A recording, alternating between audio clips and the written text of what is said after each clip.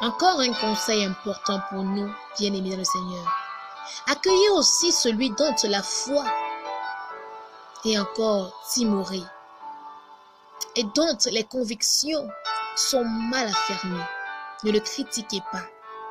S'il a des scrupules ou des opinions différentes des autres, évitez de faire de vos divergences d'idées un sujet de discussion. L'un, par exemple, est persuadé qu'il peut manger tout. Sa foi est assez solide pour ne pas s'embarrasser de scrupules alimentaires. Celui dont la foi est plus craintive se restreint à un régime végétarien, par exemple. Que celui qui pense pouvoir manger de tout ne méprise pas celui qui s'abstient de viande. Inversement, que celui qui s'impose des restrictions ne se permette pas de critiquer celui qui se sent libre de manger de tout, qu'il s'abstienne de le juger et qu'il n'essaye, je dis bien n'essaye jamais de le prendre en défaut, car Dieu l'a accueilli dans sa communion. L'autre est au service de Dieu et non au tien. De quel droit le juges-tu? Oh my God! Qui es-tu donc pour te poser en censeur de ton prochain? Qu'il marche droit ou qu'il tombe, c'est l'affaire de son maître. C'est à Dieu qu'il doit des comptes. Pas à toi, mon frère, pas à toi, ma soeur. Mais sois tranquille, je t'assure. Il marchera droit, car son maître lui en donnera la force. Il est capable de faire de lui un serviteur donnant entièrement satisfaction. Et tu seras surpris en ce jour, toi qui te moquais de lui. Pour celui, si bien-aimé, certains jours sont plus sacrés que d'autres. Pour celui-là, ils se valent tous. Que chacun se forme là-dessus une opinion personnelle et s'y tienne. Il s'agit de bien savoir ce qu'on fait et pourquoi on le fait. Celui qui met tel jour à part veut par là honorer et servir le Seigneur. Celui qui mange de tout sans scrupule de conscience le fait aussi à cause du Seigneur. La preuve, c'est qu'il remercie Dieu pour sa nourriture. Quant à celui bien-aimé qui s'abstient de certains aliments, il le fait encore par amour du Seigneur, car lui aussi est reconnaissant à Dieu.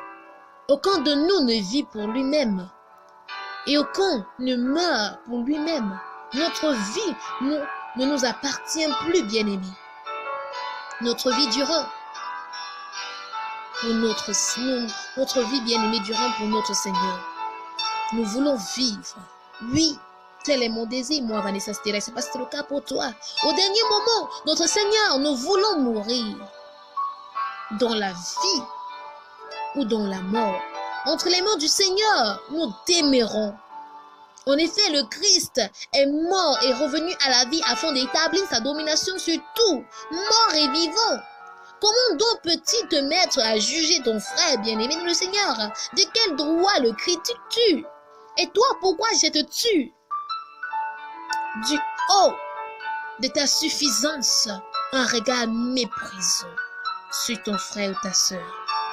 Ne devons-nous pas comparaître les uns comme les autres devant le tribunal de Dieu? C'est une question que je me pose chaque fois, bien-aimé, quand je vois de tels actes.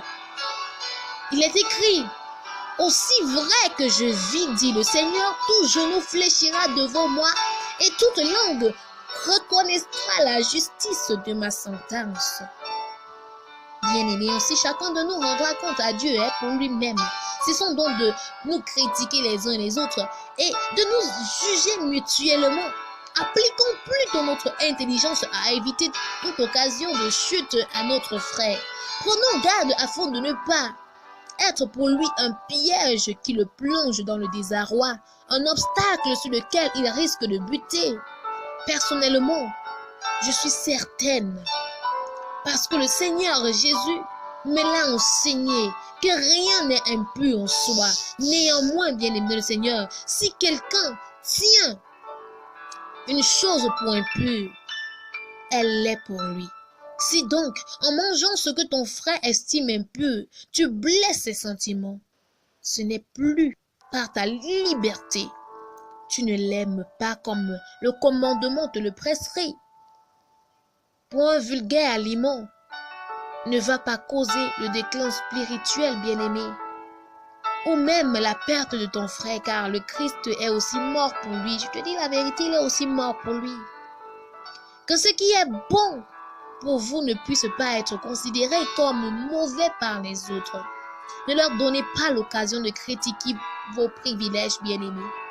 Que votre avantage ne soit pas discrédité ou calomnié, car ce n'est pas un règlement. Tant le manger, bien-aimé, et le boire, que vous allez promouvoir le règne de Dieu sur vous. Non, ce règne consiste à rendre juste, à nous rendre juste et à nous donner la paix et la joie par l'Esprit Saint. Celui qui agit ainsi est un vrai serviteur du Christ, agréable à Dieu et estimé des hommes. Pensons donc toujours à favoriser la paix et la bonne entente. Appliquons nos efforts à nous faire progresser les uns les autres. Ainsi, nous contribuerons à l'avancement de l'édifice de Dieu. En aucun cas, ne compromets l'œuvre de Dieu en ton frère pour une question alimentaire. Tu as raison, en soi tout est pur, oui. Cependant, si quelqu'un mange avec mauvaise conscience un aliment qu'il estime interdit, il se fait du tort. Et celui qui l'y entraîne commet une mauvaise action. Tu agis bien si tu renonces à la viande, au vin ou à une autre chose pour ne pas inciter ton frère à une tentation bien-aimée, pour le préserver au contraire de toute chute. Tu as une ferme conviction personnelle, c'est bien, garde-la pour toi devant Dieu, mais ne la brandis pas devant les autres. Sois content de pouvoir prendre tes décisions sans être troublé par des scrupules et sans avoir besoin de tranquilliser ta conscience. Oui, celui qui ne se juge pas condamnable dans la partie qu'il adopte. Mais celui, bien aimé, je vais clore en disant, mais celui qui mange malgré ses doutes prononce sa propre condamnation, car son acte ne procède pas de sa foi. Or, si nous agissons sans avoir la conviction d'être approuvés de Dieu, nous péchons. Shalom.